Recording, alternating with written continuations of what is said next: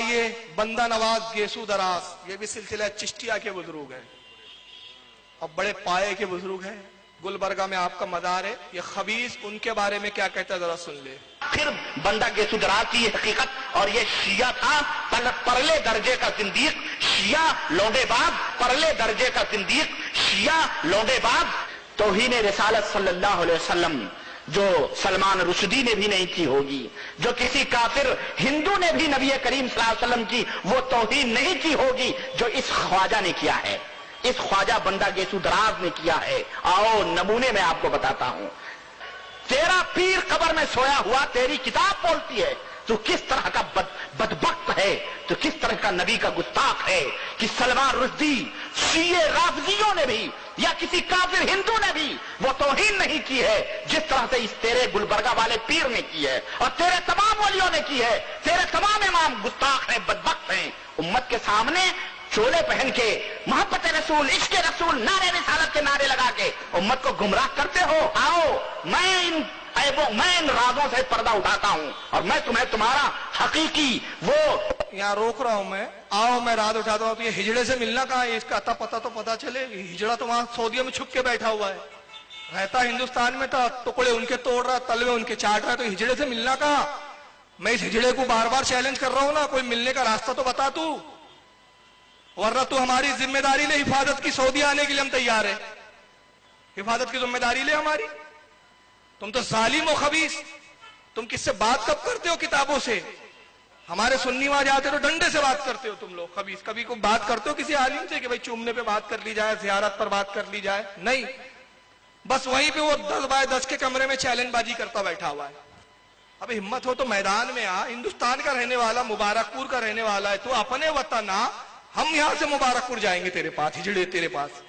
مگر یہ ہجڑے کو توفیق نہیں ہوں گی، اور وہ گلبرگہ والے بزرگ کو ہجڑا بتا رہا ہے۔ وہ بدبودار چہرہ دکھاتا ہوں جس کی آڑ میں شیطان بیٹھا ہوا ہے، تم کس طرح سے امت کو داتا گنج بخش لاہوری کی گستاخی، غریب نواز کی، بندہ گیسو دراز بندہ نواز کی، اور حضرت شیخ ابو الحسن نوری جو اعلیٰ حضرت کے مشائخوں میں ہیں، اعلیٰ حضرت کے ہم مسربی ہے، شیخ ابو الحسن نوری سید النسب سادات خانقاہ ماہدرہ کے بزرگ، ان کے بارے میں خبیث کیا بولتا ہے ذرا سن لیں۔ کیا میں آپ کو بتاؤں، کیا میں بتاؤں۔ کہتے ابو الحسین نوری کہتے ہیں انا عاشق اللہ وہو یعشقنی، جو ہے میں اللہ سے عشق کرتا ہوں اور اللہ مجھ سے عشق کرتا ہے۔ اس خبیث سے، بد شکل سے پتہ نہیں۔ اور یہ ابو الحسین نوری احمد رضا خان صاحب نے ملفوظات کے اندر بڑا بہترین ذکر کیا ہے، وہ تفسیر ہے، اس میں نہیں جانا چاہتا۔ اسی طرح سے میں آپ کو کیا بتاؤں بستانی، بایزید بستانی کے بارے میں، اور اسی طرح سے کیا کہتے ہیں، یہ کہتے ہیں کہ مولوی ہرگز نہ شد مولائے روم، میرا جو پیر تھا اس کے باپ کا جو مزار بنا ہوا ہے، اس کے مزار کی گنبد میں یہ شعر لکھا ہوا ہے کہ مولوی ہرگز نہ شد مولائے میر تا غلام شمس تبریزی نہ شد۔ جب تک تم شمس تبریزی جو زندیق تھا، جو کافر تھا، شمس تبریزی جو زندیق تھا، جو کافر تھا، جب تک تم اس کے غلام نہیں ہوگے، جب تک تم عالم نہیں ہو سکتے۔ شمس تبریز کافر زندگی، یہی ایک بات پورے جنتی پوری روئے زمین پر یہی بچا ہے، ہجڑا۔ میں ہجڑا اس لیے بول رہا ہوں کہ اس نے خواجہ کو ہجڑا بولا ہے، جو خواجہ کو ہجڑا بولے وہ ہمارے نزدیک ہجڑا ہے، وہ خود ہجڑا ہے سب سے بڑا۔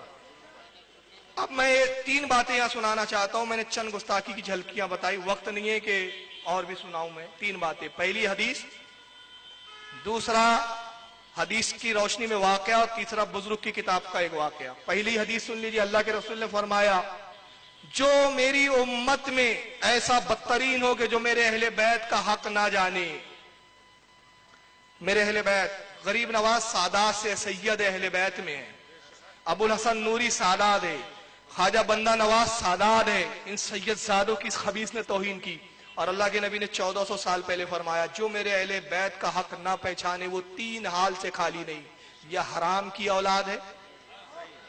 میں حدیث سنا رہا ہوں، حوالہ لے لو، بہقی شریف شعب الایمان میں لکھا، بہت حوالے ہیں میرے پاس، ابھی وقت نہیں ہے کہ میں تقریر سناؤں۔ اللہ کے رسول کہتے 3 حال سے وہ خالی نہیں جو میرے اہل بیت کو گالیاں بکے اور ان کی توہین کرے، یا تو وہ حرام کی اولاد ہے، یا حیضی بچہ، یا منافق۔ چوتھی کوئی کیٹیگری نہیں ہے، معراج ان تینوں میں سے ایک ہے۔ لیکن میرا عشق کہتا ہے یہ حیضی بچہ بھی نہیں، یہ حیضی بچہ بھی نہیں، منافق بھی نہیں کہتا، یہ حرام کی اولاد ہے. اس کے نطفے میں خطا ہے. اور کیوں ہے سن لے. ولید ابن مغیرہ تھا ایک خبیث، اللہ کے نبی کو مجنوں کہا اس نے. محمد تم دیوانے ہو. اور یہ بھی مجذوبوں کو پاگل کہہ کر ان کو گالیاں بک رہا ہے. وہی بات ہے، اس نے رسول کو گالی بکی تھی اور یہ نائب رسولوں کو گالیاں بک رہا ہے. اس نے گالی بکی تھی. ولید ابن مغیرہ نے کہا محمد تم مجنوں. اللہ نے اس کے 10 عیب بتائے. اے محمد آپ غم نہ کرے، یہ آپ کا کیا عیب بتائیں گا؟ آپ کو تو ہم نے بے عیب پیدا کیا ہے. مبرئا من کل عیب کانک قد خلقت کما تشاء. اے محبوب ہم نے تو آپ کو ایسا پیدا کیا جیسا آپ پیدا ہونا چاہتے تھے. ہم نے ہر عیب سے آپ کو پاک پیدا کیا ہے.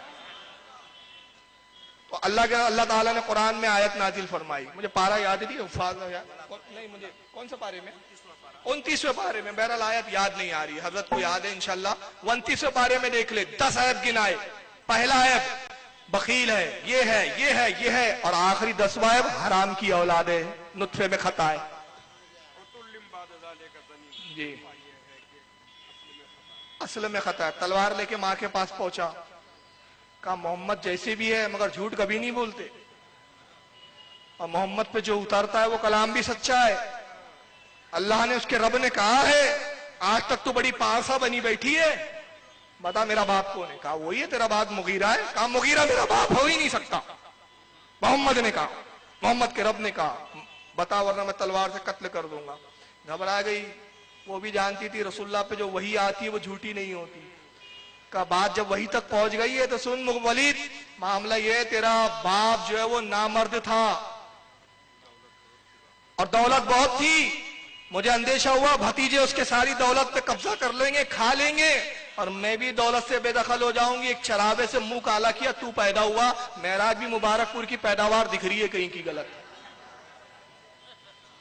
اور تیسری دلیل تذکرۃ الاولیاء میں حضرت فرید الدین عطار رحمت اللہ تعالی علیہ لکھتے اس واقعے کو. امام اعظم ابو حنیفہ بیٹھے ہوئے ہیں، مجلس چل رہی ہے، آپ خطاب فرما رہے ہیں، فقہ کے مسائل بیان کر رہے ہیں، فقہ کے حدیث بیان کر رہے ہیں، شاگرد لکھ رہے ہیں. کچھ دوری پہ کچھ بچے کھیل رہے ہیں گیند سے. گیند اچانک اچھلی، مجلس میں آ کے گر گئی. سارے بچے سہم گئے. امام اعظم کی مجلس میں گیند چلے گئی.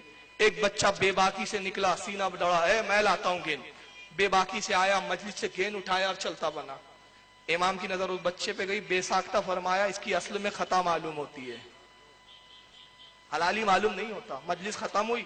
لوگوں نے کہا امام آپ نے بہت بڑا الزام لگایا اس کی والدہ پر، ہم جانتے ہیں کہ اس کی والدہ بڑی پارسا اور بڑی نیک ہے، آپ نے کیسے کہہ دیا کہ اس کی اصل میں خطا ہے، یہ زنا سے پیدا ہوا ہے؟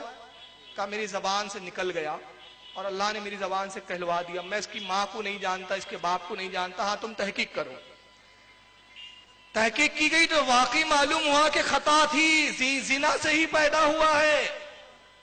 آئے کہا امام واقعی ہم نے تحقیق کی تو آپ کی بات سچ ہے، مگر یہ تو بتائیے کہ آپ کی زبان سے نکلا کیوں؟ کہا اس لیے کہ جو بزرگوں کا ادب نہیں کرتا وہ حرام کی اولاد ہوتا ہے. یہ تو اماموں نے، حدیثوں نے فیصلہ کر دیا. جب بھی کسی کو اللہ رسول اور بزرگوں کی گستاخی کرتے ہوئے دیکھو، سمجھ لو نطفے میں کھوٹ ہے.